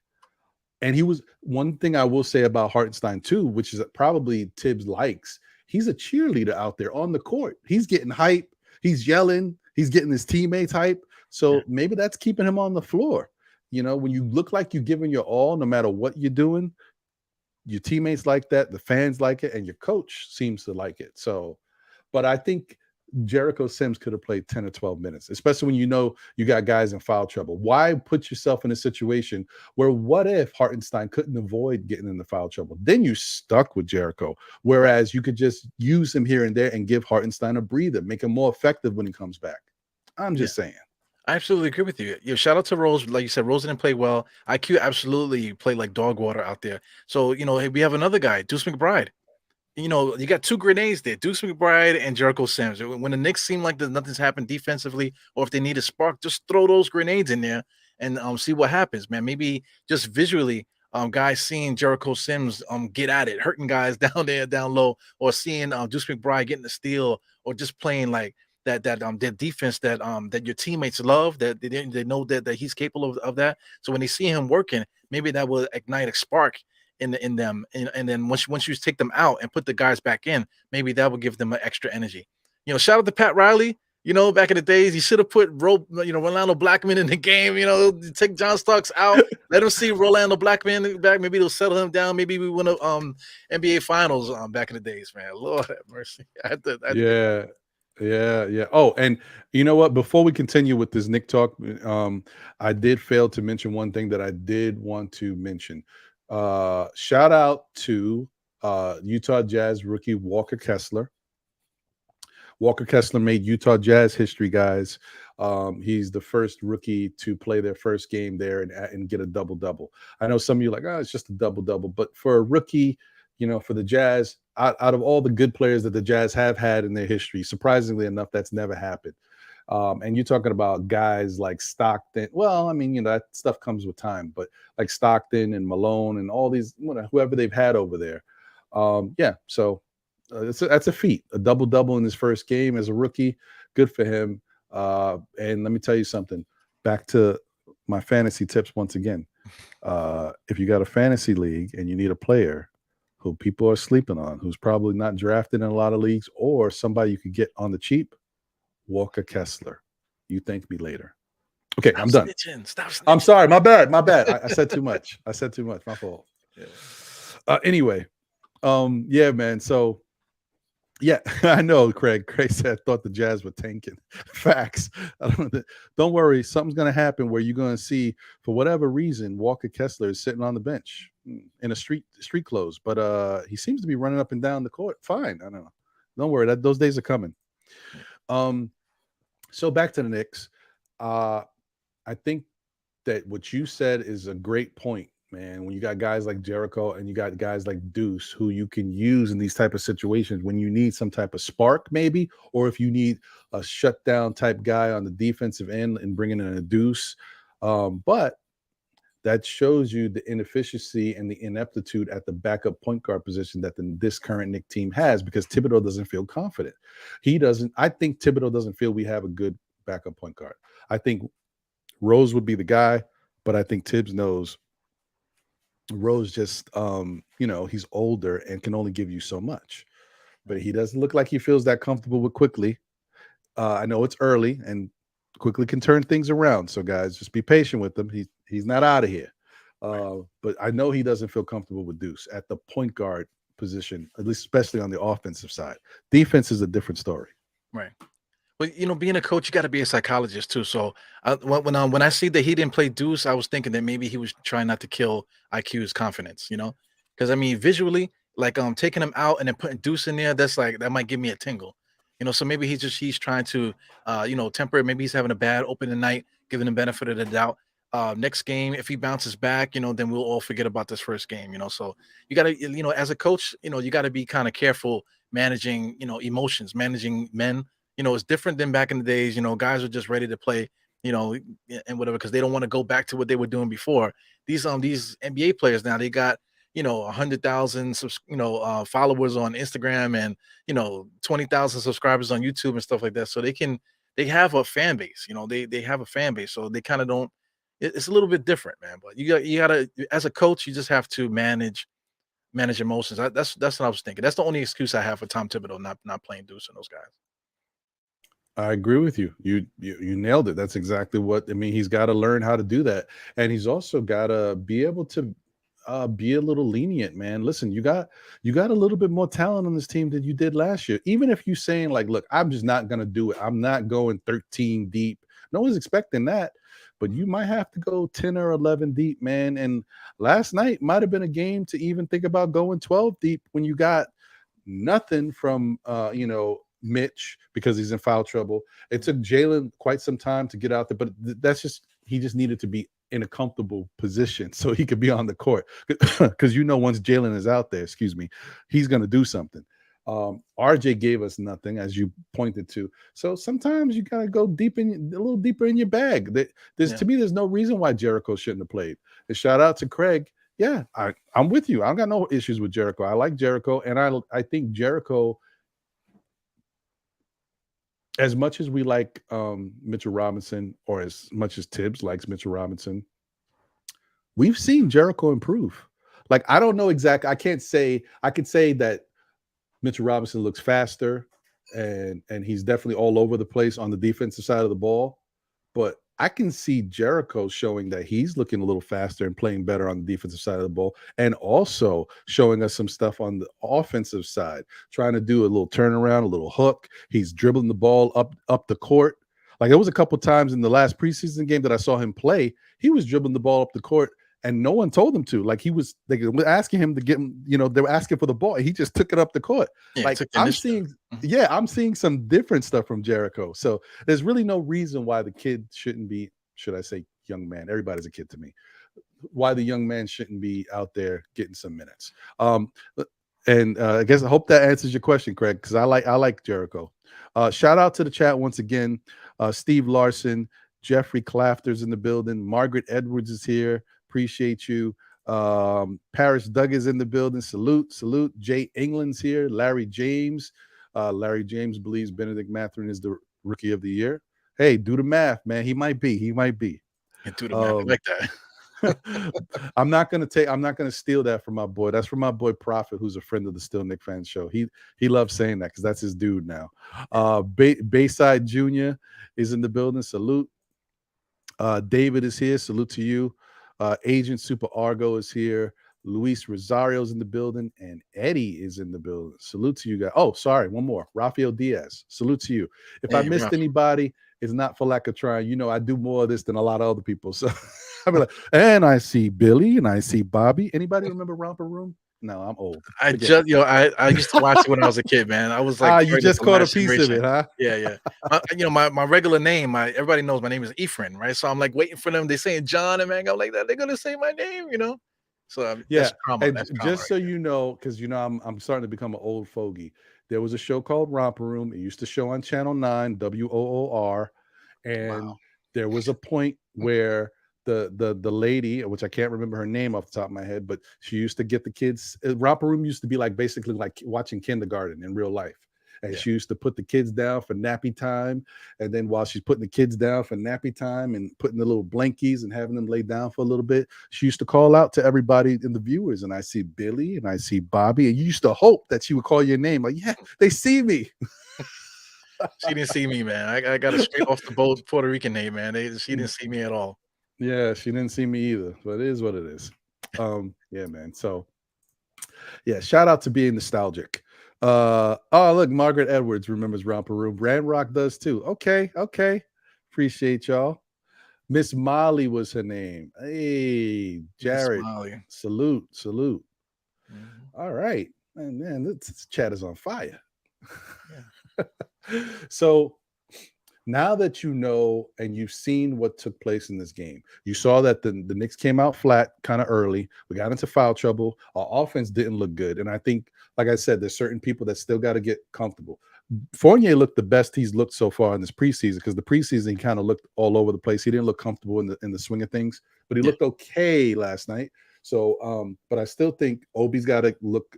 He's got to get better, because he looked all out of sorts yesterday. And I thought Obi was going to kill with Memphis running up and down the court. I thought he was going to eat. Yeah, me too. I assumed so too, man. But they were very physical. He was having a lot of trouble out there. Yep. So we saw quickly have some issues, obviously, and then RJ just didn't have it. He just did not have it. It wasn't. I don't think they did much to him. And I think shout out to, I forgot who might have mentioned it, but it was one of the shows I was watching earlier. I don't know if it was on D's World of Hoops or if it was on another show that I was looking at earlier, but they had mentioned something about, because Ja Morant was mic'd up in the game, and Ja was telling his teammates, like, RJ, what he does, he goes left, just stay here. He goes up and under or whatever. Just, he was Yo, giving them the scouting blueprint. reports. Yeah, He was giving scouting them the reports out. blueprint. Yeah, I'm quite sure. Yeah, because I mean, every team has a breakdown. They have a team meeting where they talk about, okay, this is what we're going to do to stop this guy, that guy. So I mean, RJ Barrett, all you have to do is get in his pocket. Basically stay up on him because he's trying to get left or whatever. Whatever. RJ has a certain way when he gets the ball, he puts it in a certain spot, and he's very consistent with it. So if you can get to that spot, and put pressure on it, it's going to make him nervous. So I think Mhm. as a scorer, I think we all have been there, even in the park or playing whatever. You could be shooting the lights out one night, but then the next day you come in and you just cannot make a bucket to save your life, and it's like you're just like, oh come on, man, and then you like like some certain guys like to curse themselves out if they miss, they oh screw me or whatever they'll say something like that, But everybody's been there before. I think RJ just had that moment, man, and I'm just hoping that they get his own mixtape together, showing him what he did wrong, how he can counteract what the defenses are going to be doing to him and stuff. And just the Knicks coaching staff. We have a like all-star coaching staff, so a lot of like Thibodeau clones over there in the video room and stuff. So hopefully they can Mhm. they can chop it up that tape and this like really point out what he's been messing around, what he's been messing with this last game here against Memphis. Agreed. Yeah. Agreed. And another good thing that you can take from the game, which I like that the Knicks are trying to get back to this type of basketball. Tibbs may have made a mistake last year. He jumped out the window with this whole new look of the NBA, and he tried to get the Knicks to be this high octane 3-point shooting team when we don't have high octane 3-point shooters. Right. We got Fournier, who he is that guy. I'm not going to shortchange him. That's him. Yeah. He started off a little slow, but yesterday was a decent game for him as far as shooting. This year, it seems like he's less emphasis on everybody shooting as many threes as possible, more emphasis on just scoring in the paint and getting good shot opportunities. I mean, they had 68 points in the paint. Right. I mean, that's a great number. Shout out to D's World of Hoops, D Poetic. He mentioned it on his show. The Knicks averaged something around 42, 40, 41, 42 points in the paint all last season. This preseason, they've had games of 60, they've had 50. Now, in the first regular season game against Memphis, who likes to run up and down the court, we had 68 points in the paint. And, they got Steven Adams down there. Like, it's not like, so that's a good sign. That's a really good sign. Yeah, definitely. You got to control the paint. You got to throw the bodies around. You got to hurt people. Hurt people meaning touching them. You got to touch them, not physically hurt them. You got to let your presence be known in the paint. So that's what they're trying to do. So I mean, like you said, the Knicks are accomplishing that. It's just that we got to figure out what we're gonna do out there on that perimeter. I mean, RJ had plenty of great shots last night. He just wasn't knocking them down. We just gonna have to figure that out. Going forward. So what I'm hoping, once again, my season outlook when it comes to these Knicks is that, okay, some people want to take away certain things from last night's game. The Knicks, were losing the whole game. They finally fought back and made it a game towards the end, got it close, got it to overtime. They had a chance to win it, but they want to take away that even if they did win it, Memphis didn't have Jaren Jackson. They didn't have Dylan Brooks. They didn't have the other kid, the other young guy who lit us up the last time we played them. He got hot. I forgot his name. Actually, you know what? I should just look at it right here. Why not? Why not? What's his name? Zaire Williams. Yes. Yeah. So they didn't have those three guys, and those are all rotational pieces. A couple start. Well, I think Dylan Brooks does start sometimes. I don't know. Anyway, but so those are impact players for them, like good pieces. And it would have been one of those where they don't take us beating them that seriously. I don't care. A win is a win. But this is what I want to say. I want the Knicks to get to the point at some time in this season, say if they will play a team like Memphis again, and those same three people are out. I don't care what team it is. If that's the case, the Knicks have to win that game. The Knicks need to be playing good enough basketball that when the other team is missing 2 of their pieces or 3, we should be winning that game. Unless we're missing pieces too. Of course, we could be. But if we have the upper hand, we got to win those games. That's what I want the Knicks to get to. When they get to that point, then I know we're rocking and rolling. But we got to get back there. Yeah, just give us some tape. If we get tape on a team, I don't want us to lose again against that team. We should be able to, because we have the personnel. We're very deep. We got, like I said, we have one of the best coaching staffs out there on paper. Guys are doing a lot of hard work, behind the scenes and stuff. So, once we get that tape, if Tom Thibodeau is who he is, if our players say that, they are the people that they are, then we should, like you said, we should be the second half of the year. We should be cooking with grease down, until the second half of the year. 100%. Shout out to Building Blocks. Yeah, thank you, Zaire Williams. I got it on my own, but I like that you had it in there just in case, because I be forgetting stuff. You guys know my memory. I'm still a young dude, even though I complain that I'm getting old. But my memory is trash. It is. It is what that's it the is. only reason why I got married, because I can't remember nothing. I got married to my lady; she remembers everything. So there you go. That's same here. That's how it goes, man. Shout out to Angel Torres. Appreciate you. Good to see you. So what do you think about this? Greg said, was that a foul or goaltending on Ja? I think, and if you're talking about the one where Jalen Brunson went up and Ja, I think that first off, if you watch it, I watched it like 10 times already. When I seen it, it barely hit the backboard, and then Ja hit it. Yeah. Once it hits the backboard, I don't know if you guys know the rule, because I don't think it's changed. When the ball's going up before it, if it's not touching anything, the ball's got to be coming down before they can consider it a goaltend. However, if the ball hits the backboard at any point, going on the way up, doesn't matter.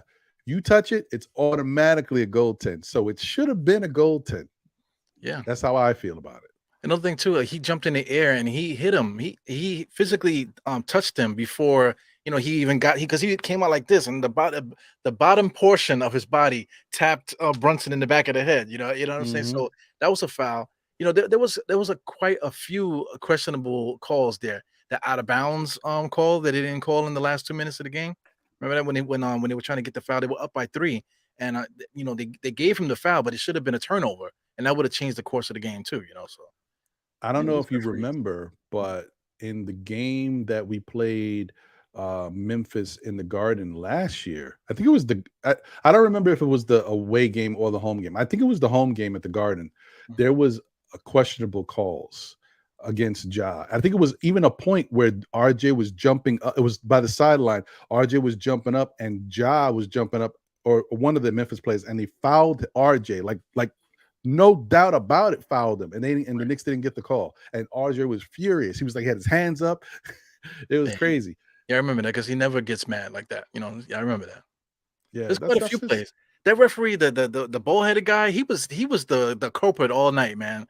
He was standing right there a lot of times. Nobody else is looking. He's got a beeline to the play. He was just getting it wrong all night long, man. Well, listen. This is the difference. First off, this kind of points to what Josh likes to say a lot. Good teams get good calls. Yeah. And, Memphis is a good team, and they're treated better in the media. The refs look at them as something important. So they're going to get the benefit of the doubt a lot of times. And then especially if the play involves a superstar player like Ja, that's who he is now. Yeah. You know how it is. They want him to be the face of the NBA too, because like you said, we were saying earlier, it's a transition happening. So John Morant is that young guy coming up. But I don't. Let me leave that alone, because they caught him in the offseason doing questionable things on Instagram and stuff like that. So yeah, he maybe whether or not he should be the face, I don't know. But I will say, what you got to do, the cardinal rule for a team, no matter what sport it is don't let the umpires or the refs beat you. So you got to take the game away from them. Don't make it close so that they can take a victory away from you. So, yeah, man. Well, anyway, it is what it is, man. I think, it's a long season. There's 81 games left. I'm happy that the season is back. I'm positive, bro. 81 games left. It's crazy. So I think we'll be fine in the end. Iru, anything you want to say? Any final thoughts on the Knicks, or what you're expecting from what's going to happen this next game tomorrow?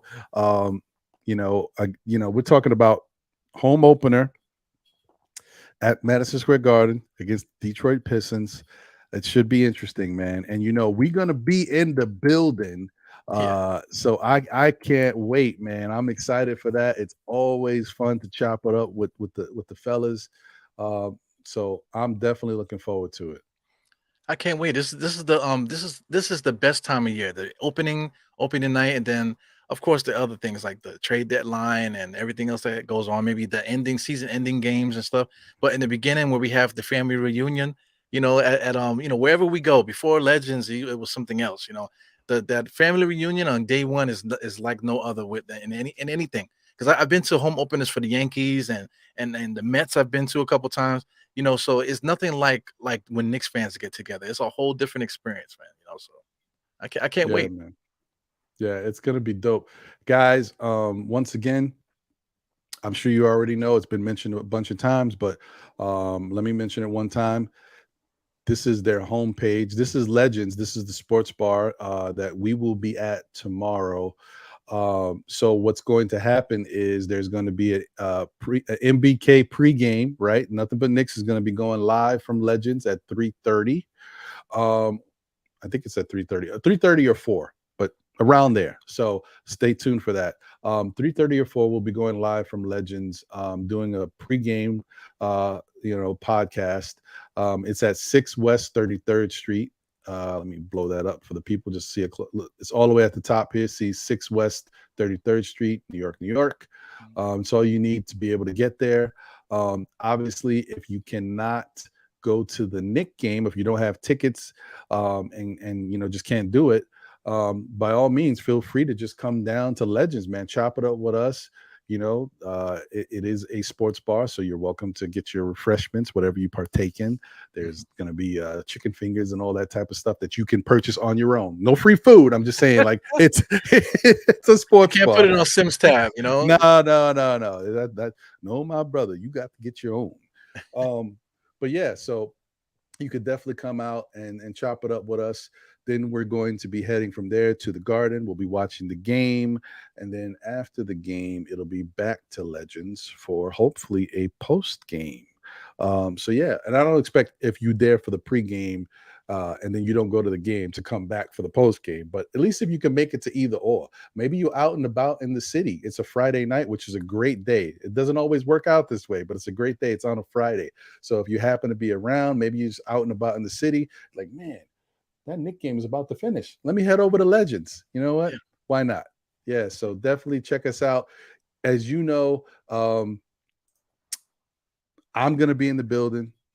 Still Knick Fans is in the building. John is going to be in the building from Still Knick Fans. Eru is going to be in the building. Steph, the Queen, is going to be in the building. Josh, aka Uncle Fulio, is in the building. Uncle Fulio's coming out there. Uncle Fulio is going to be in the building. This is going to be my first time seeing him in person. Man. I got to put my good cologne on for Uncle Fulio. He's going to get a hug like no I know, other. dude. I know. Tony Crow is going to be in the building. The usual suspects as always. Isaiah will be there. There's going to be something special that NBK does for Isaiah in the recent passing of his father, a really big Knick fan. So shout out to Isaiah as always. Prayers to him and his family as going forward. And there'll be a bunch of other people and then other podcasts that may be in the building as well. That I know Sim has mentioned some. I don't know everybody yet, but there's going to be some. And I know Jay Ellis from Nick of Time show. He's not going to the game, but he may come by Legends as well to be there for the pregame. So that's going to be pretty dope. There's going to be a lot of people there. It's going to be a fun time, man. So come on out. Don't be shy. Come on out, have some fun with us, talk Knicks, and just enjoy this time because, like Eru said, there's no time like now, man. Yeah, please bring it. Come to me. I love it. I love hugs, man. Yeah, but Eru said, I heard this is what I did here earlier. Eru said no stomach hugs, so keep that in mind. No stomachs. Lord have mercy. Keep it to the side. Okay. I don't want to feel the bumping each other. That's a no-go. I don't want to. Oh man. Yeah, man. So it'll be pretty dope. Great time. I look forward to it, man. But yeah, that's pretty much it, man. That's the show. Shout out to everybody who's tuned in. Smash that like button on your way out. If you just joined, smash that like button right now. Shout out to the chat, one of the best chats in the business. You guys always keeping it, nice and friendly and throwing a bunch of facts and keeping me on my square because sometimes, like I said, I forget things. So thank you as always. Appreciate you guys. And I also want to say thank you to Jose and John, even though they can't be here. We are the Tres Mascareritos. Okay, still Nick fans. I'm sorry. I like that. I like that. So yeah, like that's our thing, man. So that's who we are, man. And definitely special shout out to my guy Eru, stepping up last minute, man, and jumping on the show with me. I know I got him at a good time. I know he's out. He's still on IR right now, but he's about to be back in the field soon. So I got to catch him while he's available. Well, I mean, doing things last minute is right up my alley. So I didn't even know what the show was about. I didn't know it was the NBA report, so I just pop up in here, just freestyling. I'm here to do a freestyle for you guys, man. So there you go, man. I like hanging out with you too, man, Ron. Man, one of the good guys out here, man. I like hanging out with you. We have a good time, man. We also talk about our mutual veganism and stuff. Oh wait, that's just you. Sorry. Yeah, that's me. I'm sorry. I don't drink either, man. So I'm gonna be like the sober and hungry on tomorrow all night. Tomorrow. I'll see if they can give you like some extra gravy with your tater tots or something. But it has to be vegetable gravy. You ever heard of that? Yuck. Okay, I hear you, brother. All right. Oh man. It's gonna be okay. Anyway, any final words, Eru? And also, like, do you have set times when your shows go on, or you just, Nope. No? No, I'm like a Tommy gun. Just whenever I'm free, that's when I go on. But you do go on like every halftime of every Knicks game, right? You do that. Yeah, I'm actually doing full watch alongs now. I'm gonna attempt to do full on play-by-play watch alongs. And so that's the only thing. That's the only thing about the regular season. When the regular season comes, I consistently do that. Unless something unforeseen happens, then maybe I'll cut the show to half, or I'll cut it to the fourth quarter or something like that. But every single Knicks game, I'm gonna be in front of some camera, just going crazy for the Knicks, man. That's rapid fire. Yeah. I got you. Mm-hmm. Well, definitely look out for Eru. Now that he's doing full watch alongs, during every Knicks game. And all the other content he does provide for us, especially his new Eru Has a Friend series, which I have yet to be invited to. Apparently I'm not Eru's friend. So I knew you was gonna say something about that. I'm just saying. I mean, I watched him eat cold French fries, and we talked about a bunch of things, his marathon running. But apparently, I can't make it to Eru Has a Friend. But whatever, it's okay. It's okay, guys. Now I'm embarrassed. Now you gotta give me blushing and stuff now. Well, you guys can come on, man. I would love to have you guys come on. Of course, we get. No, I'm just messing with you. I actually haven't even reached out to you because I've been letting you get all your Eru friends out that you didn't even know that you had friends, but now I know. I'm letting you get all those guys out, and then that segment. I'm trying to paint a picture because there's a lot of people that mean a lot to the culture that I feel like people are not getting. No, because I don't care necessarily about algorithms and things like that. Because not for nothing, the Die Hard Has a Friend is screwing up the algorithm, But it's not about that. It's about having a conversation and just like if somebody comes across it and might hear something I might say about the person, it's to me, I think I'm contributing properly to the culture. I got you. Okay, yeah, that's dope. I'm gonna look at it differently now. Yeah. So you should basically name it Die Hard Has a Friend outside of NBK. Funny, man. Yeah, man, definitely. I mean, everybody can see it, man. We have a good chemistry. I love to talk to you about anything, man. I actually have a whole list of questions for you. Actually, that I want to deep dive into, so we can find out something a little bit different from Ron outside of this. So that's how I do it. Dope. Listen, man, I can see the thing is I ain't gonna lie to you, when I first met Eru, I was a little intimidated by him just because I didn't know a lot about him and I was new to his show.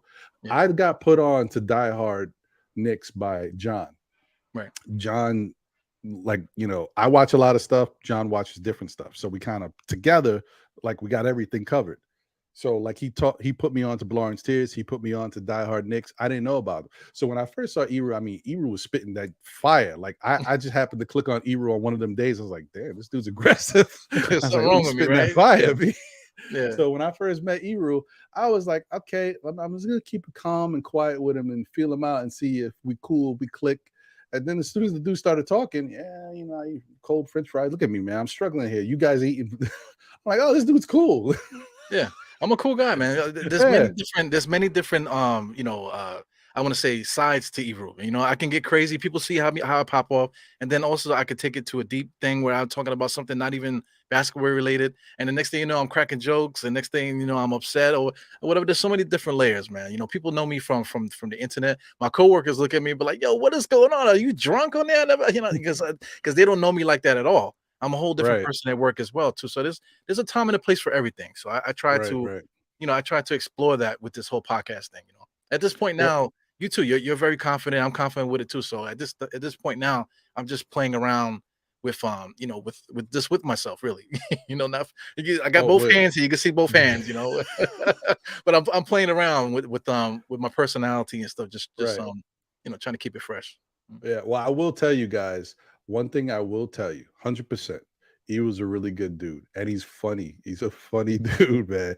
And listen, once he starts laughing, when you hear his laugh, it's gonna make you laugh even harder. He's Yeah, a yeah. funny guy. I love to So laugh, yeah, man. man. I'm on my Yeah, best man. behavior today, man, because I'm on nothing but Knicks. I gotta wipe my feet before I come in the house, that type of stuff. And with you, I got a lot of respect for you too, man. So I just don't want to, you know, No, dude. mhm. I appreciate it, man. Thank you.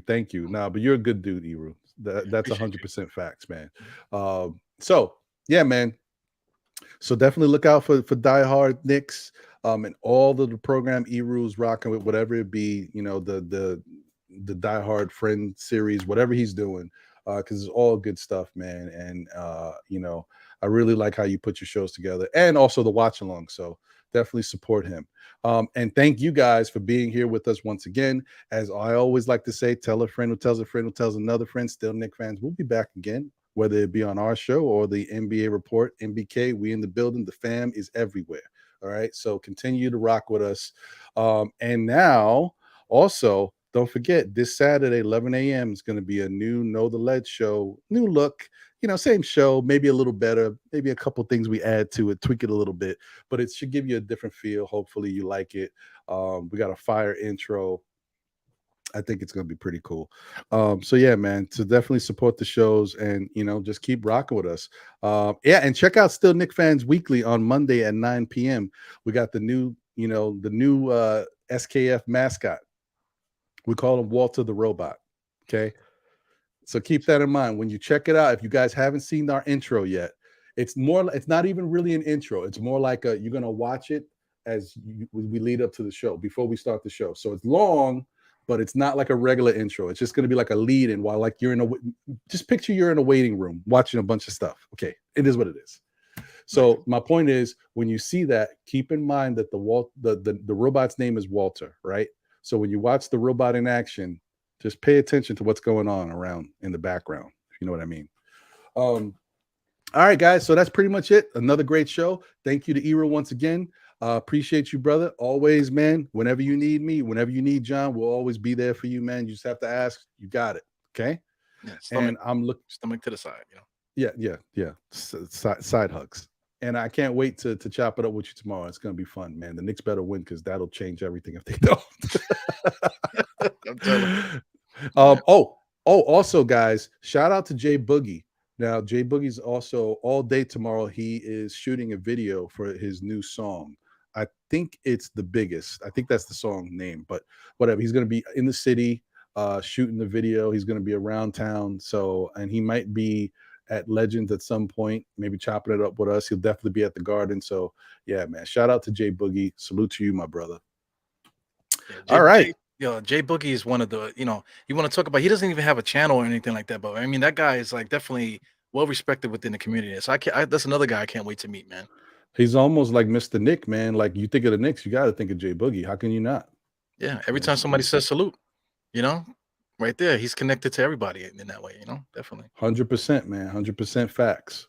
So yeah, man, thank you guys. Hopefully you enjoy the rest of your night. What time is it? 10 o'clock. Oh man, on the dot. All right, we definitely out of here now. Thank you guys for tuning in. Appreciate y'all. Shout out to the chat. Shout out to all the viewers. Smash that like button on your way out. This has been another great show. Thank you to Eru. Shout out to John, Jose. Shout out to the MBK fam, the Podfather Sim, who is traveling. I think he's on his way or already out here in New York, so he's ready for tomorrow. Man, I can't wait. I'm excited. Take care, everybody. Have a great night. We'll catch you on the next one. Peace. Make